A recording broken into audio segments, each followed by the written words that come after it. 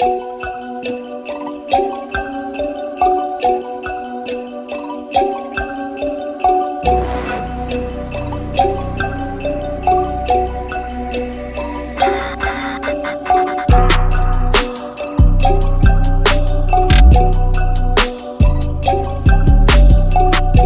se lancer dans l'illustration jeunesse? En 7 ans, Magali Ben a publié une dizaine d'albums jeunesse en tant qu'illustratrice. Elle peint en ce moment les planches du roman jeunesse Les Rebelles d'Eliandras, écrit par Patrice Kellar, qui paraîtra aux éditions Beurre Salé. Un nouvel album jeunesse se profile également pour elle, mais rien n'est encore signé. Magali aime depuis toujours l'objet livre, et contribuer à la création d'un livre est pour elle une très belle expérience, sans être pour autant une fin en soi. En effet, en dessinant et en peignant, Magali se fait du bien. Elle considère que ce médium est une ressource qui lui permet de se rééquilibrer, de se recentrer sur elle-même, et c'est une chance. Cette inconditionnelle de Jane Austen est aussi une grande amoureuse de la nature pour qui sa maison est un cocon calme et agréable. En effet, la vieille ferme restaurée où elle vit, au pied des Pyrénées, est entourée de montagnes, de prés et de forêts. Chaque jour, par la fenêtre, elle peut donc apercevoir des milans qui cherchent leur proie dans les champs, des chevreuils qui fouillent le sol, des ragondins et autres beautés pleines de vie. Mais il lui arrive aussi de quitter son cocon pour voyager, en Europe par exemple, car elle aspire à être une personne ouverte d'esprit, gentille et compatissante. Et les voyages ouvrent beaucoup l'esprit. Son voyage au Maroc reste son étape la plus particulière, car c'est le pays de son grand-père. Magali y a découvert la culture de ses ancêtres, et cela l'a aidé à mieux comprendre et aimer ses racines. Magali se classerait bien dans la catégorie des grandes râleuses. Pourtant, touchée par énormément de choses, elle a de nombreuses passions, dont la lecture et la méditation. S'ajoutent aussi les arbres, les gens qu'elle aime ou encore sa chienne. Enfin, si elle était un livre, elle serait Pomelo se demande. Si elle était un objet, elle serait une petite boîte. Et si elle était un animal, elle serait une renarde. Chers amis du livre, je vous laisse en compagnie de Magali Ben, une passionnée qui a su se lancer dans l'illustration jeunesse. Bonjour à tous, c'est Camille pour Papyrus Univers et aujourd'hui je suis très heureuse d'interviewer Magali Ben qui est une illustratrice jeunesse. Bonjour Magali. Bonjour Camille. Combien de projets tu as commencé à faire et en comparaison combien de livres tu as vraiment publié? J'ai publié une dizaine de livres. Il y en a certains qui sont des Kamishiba et d'autres qui n'ont pas été édités papier mais que numérique par exemple. Et les projets, je dirais à peu près le double sans doute. Et ça fait très longtemps que tu as commencé à vouloir publier? Non, ça fait pas très longtemps, hein. J'ai fait le premier livre en 2013. Et avant ça, j'avais pas vraiment le projet de publier. J'avais commencé à envoyer des books à des éditeurs jeunesse, sans spécialement penser que ça aboutirait à quelque chose. Voilà, juste un petit peu comme une bouteille à la mer. Et ça a vraiment commencé en 2013.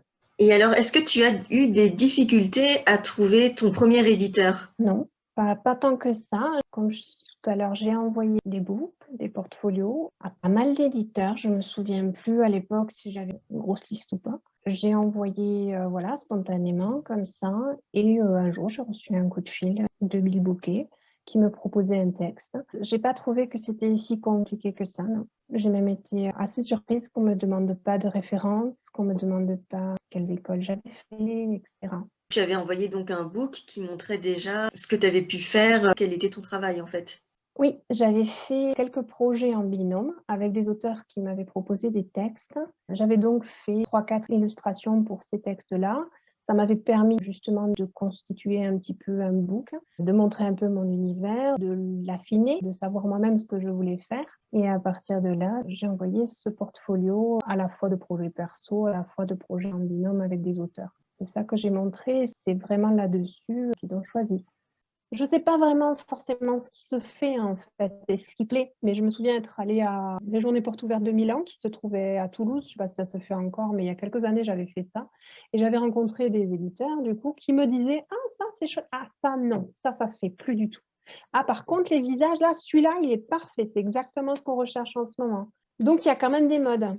Mais après, pour savoir lesquels, et puis est-ce que tu as envie de te conformer du coup au mode ou pas? Est-ce que c'est ça qui t'intéresse quand tu peins?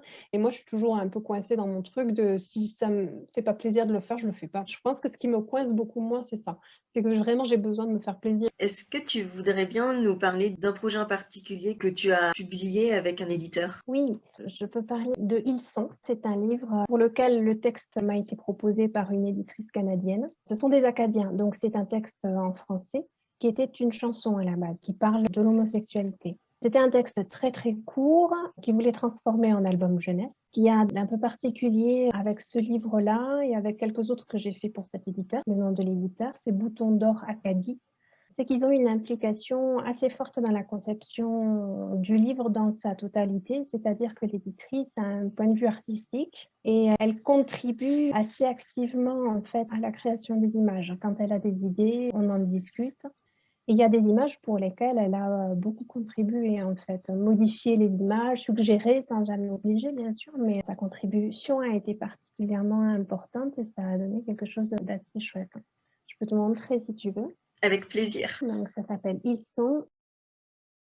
Ça, c'est la couverture. Il est paru qu'au Canada, en français, et 2 ans après, il est paru en anglais. Ce sont vraiment des phrases courtes qui reprennent la chanson qui avait été créée à la base. Certaines planches, vraiment, ont été des collaborations. Par exemple, sur celle-ci, pour être très clair, il y a une petite maison.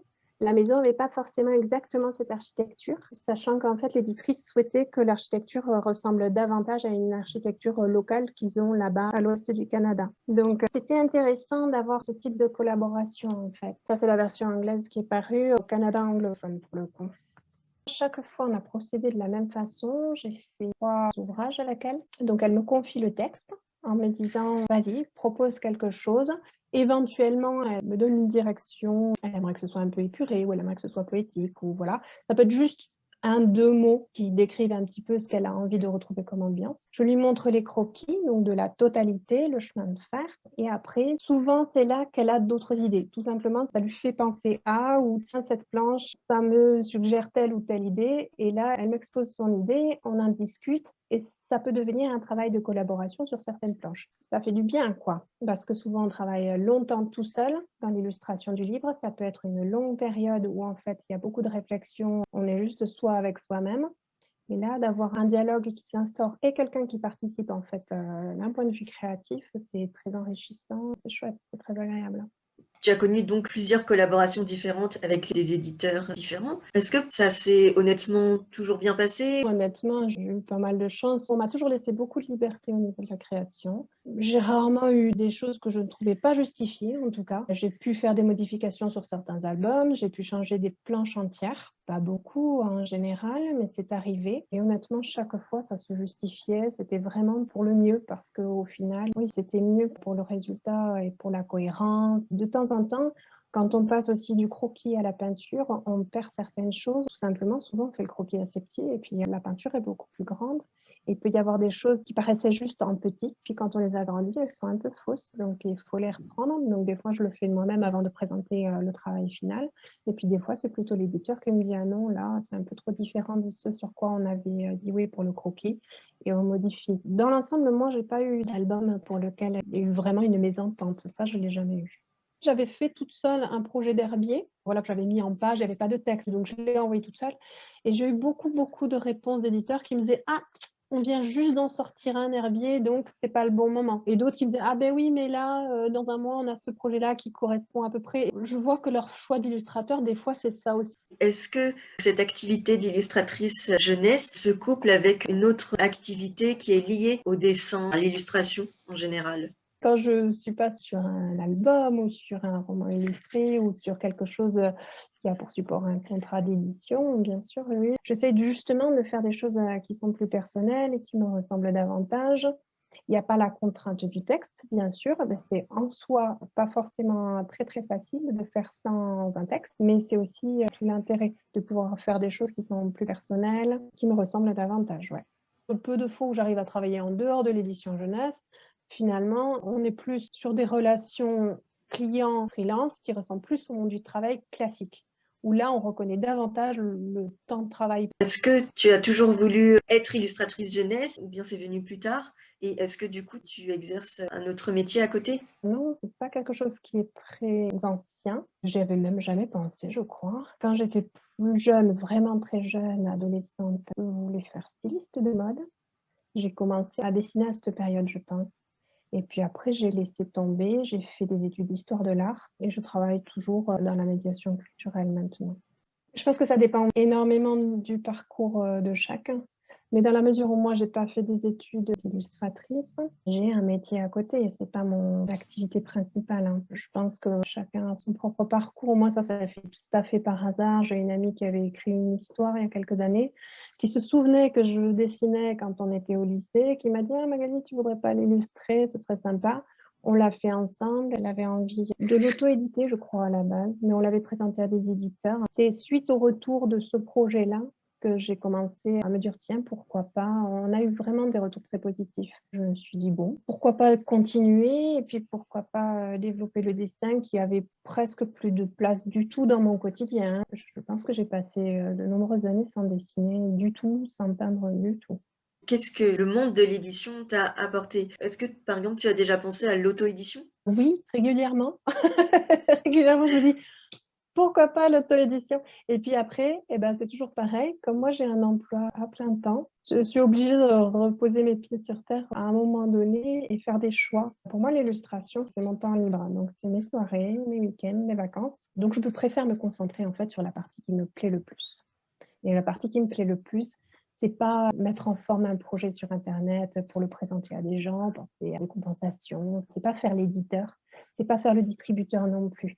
Tout ça, c'est quand même un travail à part entière. N'ayant pas beaucoup de temps à consacrer à d'autres activités à côté de mon travail et de ma famille, j'ai choisi la peinture et je continue en tout cas de refaire le choix. Chaque fois que j'y pense, je me dis: «Non, finalement, ce qui me plaît vraiment, c'est quand même de me poser à ma table de dessin et de sortir mes pinceaux» et c'est là que je me sens bien et c'est là que je me sens vivante.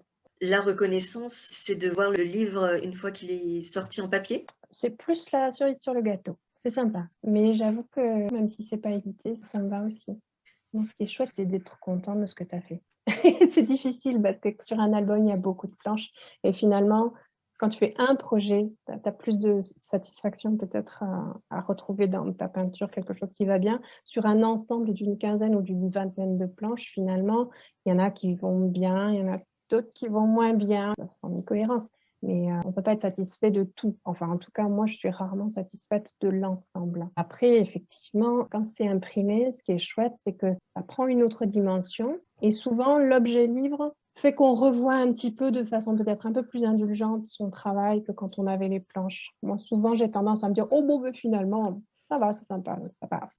Au niveau de l'élaboration des planches, comment ça se passe? Est-ce que pour toi, par exemple, il faut absolument que le texte te plaise pour que tu aies de la créativité et des idées? Si le texte me plaît, c'est mieux, mais c'est pas indispensable, hein. Ça peut venir très, très vite et ça peut être très, très long et je sais pas vraiment de quoi ça dépend. Il faut tourner l'idée dans sa tête, le texte et c'est vrai que plus le texte est fourni quand même et plus c'est facile, en fait, plus on a quand même de supports sur lequel s'appuyer. Certaines planches peuvent arriver très simplement, très facilement et même une idée peut se décliner en plusieurs planches dans ma tête. Il peut y avoir plusieurs solutions pour illustrer un même passage qui toutes peuvent être intéressantes, mais il faut faire des choix et cetera. Entre le moment où je démarre mon croquis, mes recherches et le moment où je vais finir ma peinture, scanner compris, on va dire, dernier traitement numérique pour envoyer l'image, moi je compte entre 15 et 20 heures par planche à peu près. Bien sûr, ça dépend du format aussi. Ça peut aussi être 10 heures parce qu'on est sur un tout petit format, que le dessin est très simple, on a du cabochon. Donc le cabochon, c'est une petite illustration sur fond blanc. Ça peut être que 5 ou 6 heures de travail. Mais ça peut aussi être 20 heures et ça peut aussi être 25 heures. Ça dépend de plein de facteurs, en fait. Au niveau du matériel que toi tu utilises pour faire, tes illustrations, ça doit quand même être un certain budget. Est-ce que l'éditeur participe? Non, c'est à ma charge. Il y a une partie du coût de la rémunération de l'éditeur qui passe dans le matériel, tout simplement. Est-ce que tu peux me dire, ce qu'est ton livre, préféré, ton projet préféré? Il y en a plein que j'ai beaucoup aimé faire. Peut-être celui sur lequel j'ai peut-être eu plus de plaisir à la création des planches, tout du moins, c'est Dédé le dodo de Sophie Pujas qui a été édité par Alice Éditions. parce que le texte me parlait beaucoup et que c'était vraiment un projet sur lequel les idées venaient d'elles-mêmes. Tout allait de soi pour moi, il n'y a pas eu de difficulté, tout coulait de source parce que beaucoup d'images me sont venues avec ce texte. Pour ce qui est des albums qui ont été publiés, oui, je pense que c'est un de mes préférés. Qu'est-ce qui te plaît finalement le plus dans ton métier d'illustratrice? Je sais pas, parce que c'est pas spécifique à l'illustration pour l'édition. Ce qui me plaît, c'est de peindre. Et après, le plus dans l'édition, ou dans le fait de peindre pour un futur album imprimé, c'est qu'il y a plus d'interaction finalement que dans une peinture que je ferais sans support texte, sans projet d'impression derrière. La différence, elle est là et c'est en ça que c'est agréable. C'est dans la dimension de communication avec un éditeur, un auteur et puis des lecteurs. Je dirais aussi que pour juste ce qui est de la partie créative, la notion de contrainte est un plus aussi dans l'édition. C'est-à-dire que quand tu illustres à partir d'un texte, tu as forcément des contraintes liées à ce texte. Et ça, c'est un support pour la création. C'est quelque chose que je trouve toujours intéressant. Quand on est choisi pour un texte, est-ce qu'on se dit mais peut-être que j'aurais pu avoir d'autres idées plus tard ou à un autre moment? C'est sûr, de toute façon. Mais bon, le projet arrive, il y a des délais, souvent assez courts. Si tu commences à douter, à te dire: «Ah mais oui, forcément, si on laissait plus de temps, on aurait d'autres idées, les idées se transformeraient, une idée en amène une autre» et cetera. Dans un projet personnel qui est sans deadline, effectivement, on peut aboutir davantage et c'est en ça que c'est intéressant aussi de faire des peintures personnelles, je trouve. Mais après, il y a des deadlines, on les respecte et on peut aussi faire dans un temps plus réduit et avec des contraintes qui sont des contraintes de temps sans pour autant que tout soit jeté derrière. Je pense que les deux peuvent tout à fait se faire et aboutir à des résultats tout à fait honorables pour autant. Est-ce que tu as des retours de lecteurs? Ça dépend surtout de est-ce que je vais ou pas dans les salons avec ce livre-là, en fait. Donc ça dépend de quel livre j'accompagne sur des salons. C'est à ces occasions-là que j'ai des retours de lecteurs. Et ça te plaît de participer à des salons? Oui, en général, ça peut être beaucoup de travail. C'est extrêmement chronophage. C'est la problématique. Ça peut être loin, ça peut avoir un coût financier, ce qui est problématique, moi, je trouve. Après, forcément, c'est intéressant de rencontrer d'autres auteurs, de rencontrer d'autres illustrateurs, de rencontrer des lecteurs, d'interagir avec les enfants, de découvrir ce qu'ils ont aimé, ce qu'ils n'ont pas aimé, qu'est-ce que ça leur a inspiré. Souvent, ils ont leur propre dessin qui reprennent les dessins du livre. C'est super enrichissant, c'est super chouette. Et bon, après, les salons, voilà, ça peut être loin, ça peut prendre beaucoup de temps. Moi, j'en fais très peu. Merci beaucoup Magali et nous te souhaitons une très belle continuation. Ainsi, en 7 ans, Magali Ben a trouvé sa manière autodidacte de devenir illustratrice jeunesse, à côté de son travail et de sa vie de famille, ce qui lui procure le plus grand bien. Si cette vidéo vous a plu, n'hésitez pas à vous abonner à notre chaîne Papyrus Univers. Vous y découvrirez d'autres interviews et plongerez dans les coulisses des métiers du livre.